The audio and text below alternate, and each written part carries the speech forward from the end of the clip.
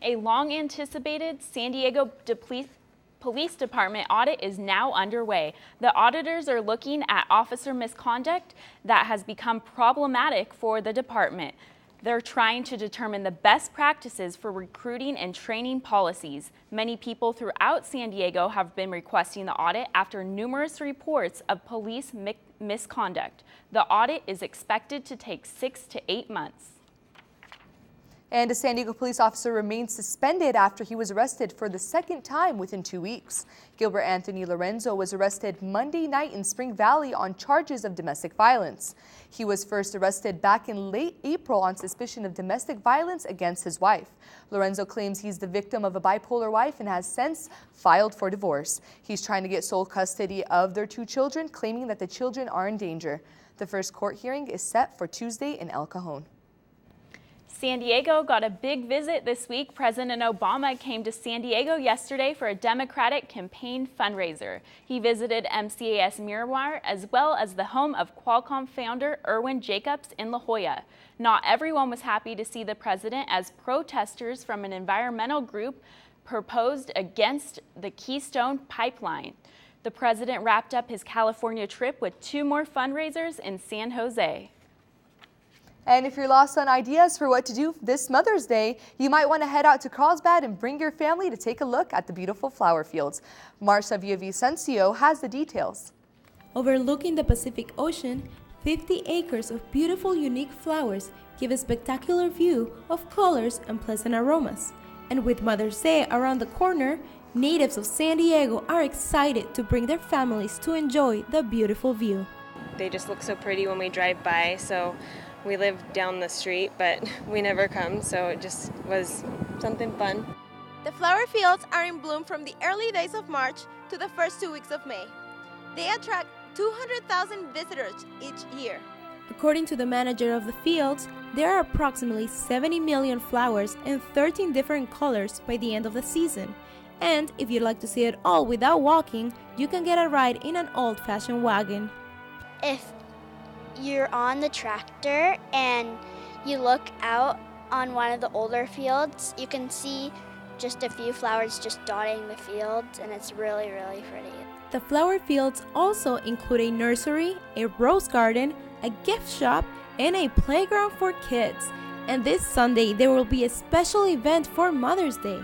We do bouquet making, and the people who grow the flowers, we bring in all different stems of flowers, and then you can either make your own bouquet and give it to your mom, or you can have mom make it. These are the only fields in the world where visitors are allowed to get up close to this type of flower. And since 1993, the fields have expanded, adding new spring flowers that bring more color to the garden. With photojournalist Antonio Marquez, this is Marcia Villavicencio for News Scene. The last day to visit the flower fields is this Sunday for Mother's Day. For more information, you can visit their website at theflowerfields.com. Now, I haven't checked it out, but I think I might take my mom there because it looks so beautiful. That sounds like a great idea. It looks gorgeous. What do you think?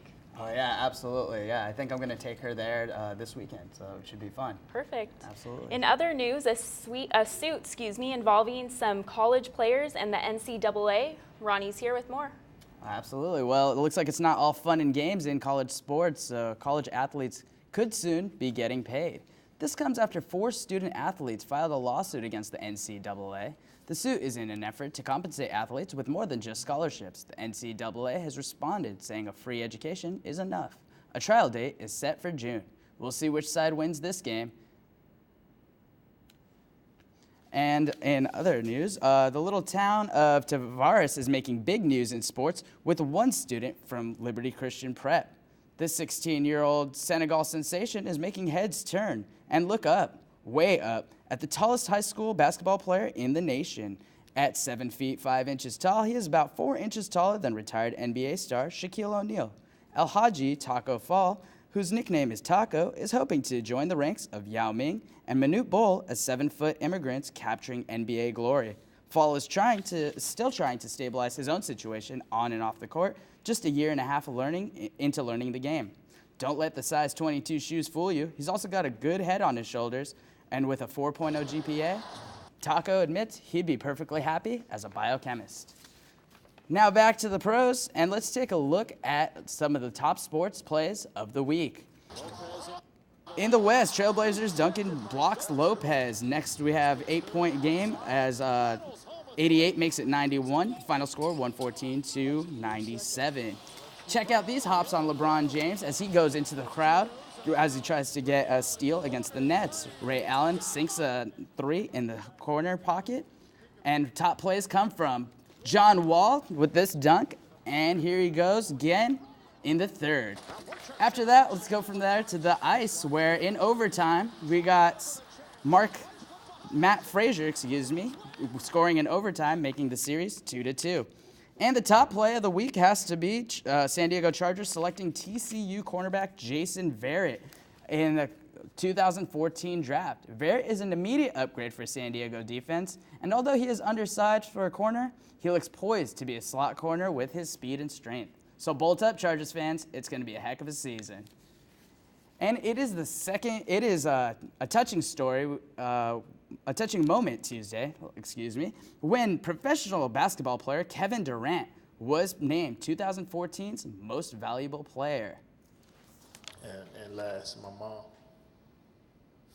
The emotional moment was when 25-year-old Oklahoma City Thunder star honored his mother with tears of joy. A true champion. And it was a great chance to really thank the person who does so much for us every day. And so on a personal note, I'd like to just say, I love you, Mom, and have a happy Mother's Day. Can't wait to see you this weekend. That's so sweet. That was Happy really Mother's sweet. Day to all you moms out there. Thank you, Ronnie. Thanks. And coming up, students at City College bring back a radio concept of the 1940s. And if you're looking for a movie to watch this weekend, Roxanne Elias has that and more in your entertainment report.